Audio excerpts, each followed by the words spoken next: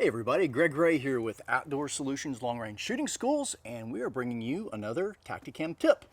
So this month I wanted to talk to you all about hunting with a second focal plane optic. Now we're not going to go down the rabbit hole of first focal plane versus second focal plane. We've actually already done that, so if you want to see that video, we'll leave a link to it in the description. But a lot of people now with more modern optics have them. They have all the bells and whistles, and quite frankly, a lot of people are not too sure what the bells and whistles are for. So I just want to kind of go through that. I've always hunted with a second focal plane optic. That's my preference. Our instructors, not so much. They prefer first focal plane. So anyway, I just want to share how I hunt with it and pass along some of that knowledge to you guys. So first and foremost, hunting with any optic, if you're walking around hunting mule deer, elk, whatever it is, always, always, always have your magnification on the lowest setting for obvious reasons. If something pops up right in front of you at 50 yards or even 100 yards, you have that magnification turned all the way up. You throw your rifle up, all you're going to see is brown. You're going to have no idea where your animal is, and you're going to be searching for it. It's going to be too late, and you're going to miss. So always walk around with it on its lowest magnification. So to kind of start going down the rabbit hole a little bit, hunting with a second focal plane, when you're looking through the reticle, and we're going to show you here in just a second with the Tacticam FTS of what I'm looking at, but when you're looking at your reticle, the subtensions all have an assigned number depending on what brand you're using and what the manufacturer set them at. So I'm using a Zeiss Conquest V4, and all the subtensions when at full power on this particular optic is a 6-24, so full power would be 24 magnification. My subtensions are set at 1 minute of angle.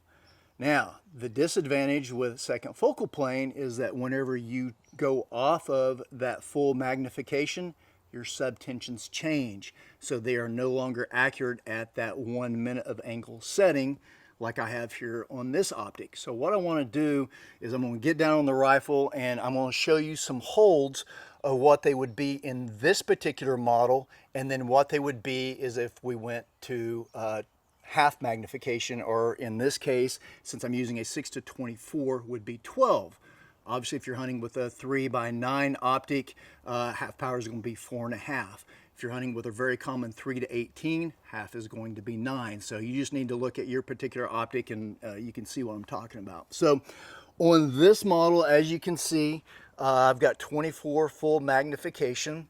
If I turned it all the way up, I very rarely personally hunt at full magnification. It just magnification can be your enemy. Everybody automatically assumes you just need to turn it to full magnification. I actually go to half magnification on all my optics. This one, since it's a 6-24, half is going to be 12. Zeiss even put an arrow on there, and as you can see, S times 2, which is subtension times 2. So what that means now is instead of my holds being 1 minute of angle, my holds are going to be doubled, or my subtensions are going to be doubled. So what was now 1 minute of angle is now 2. When I get to 5 minutes of angle, it's now 10. When I get to 10, it's now 20. You kind of get the picture. We're going to show you that now through the Tacticam FTS. Okay, so we've got the Tacticam FTS hooked up on the scope, so you guys are going to be able to see what I'm seeing, and I'll give you just a little explanation of how the reticles are on this particular optic, or how the subtensions are. So on this optic, you can see I've got a floating crosshair. The measurements on that crosshair, the bottom edge of it is 1 minute of angle when I'm at full magnification. And you can see the very next larger line, so that would be 2 minutes. Then the small hash mark is going to be 3 minutes. And then you can go down to the next long line, and you can see all the way out to the end that Zeiss gives us a number, and it says 5. So that tells me that I'm at 5 minutes of angle.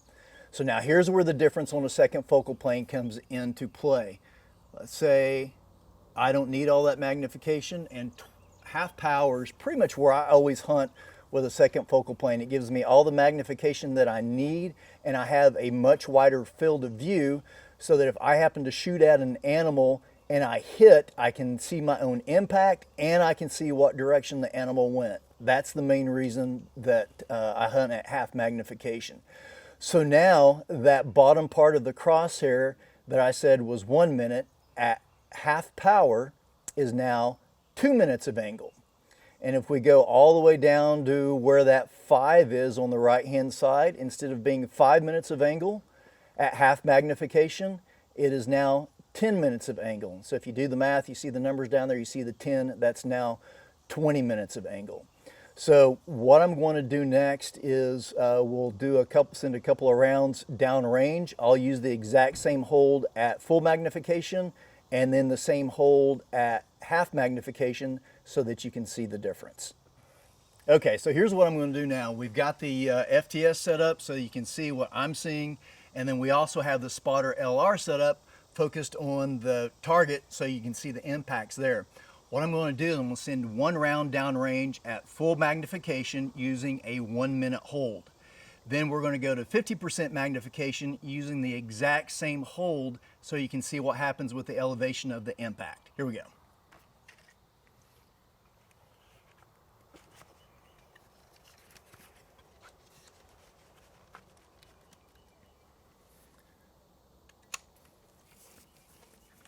All right, so what I'm going to do is hold the bottom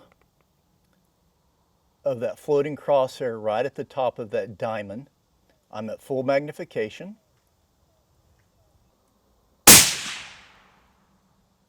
So there you can see the impact was right at 1 minute. So now what I'm going to do, changing my magnification to 50%, which like I said on this optic is 12. And I'm going to do my best to do the exact same hold. Hold the bottom of that floating crosshair right at the tip of that diamond. And you can see already, see where the center of that crosshair is? It's already up 2 minutes.